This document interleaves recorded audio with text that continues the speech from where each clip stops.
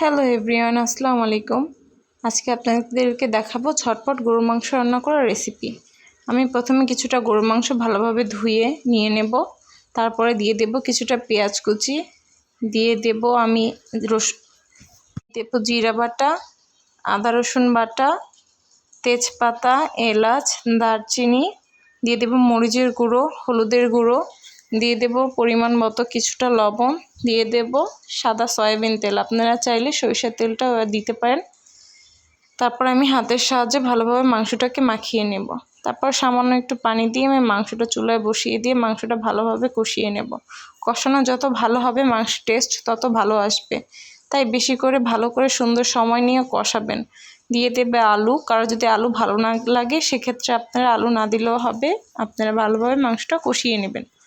মাংসটা কষানো হয়ে গেলে ভালোভাবে আমি দিয়ে দেব কিছুটা পানি। পানিটা কম দেবেন, কারণ প্রেশার কুকারে খুব কম পানিতে মাংসটা খুব ভালোভাবে সেদ্ধ হয়ে যায়।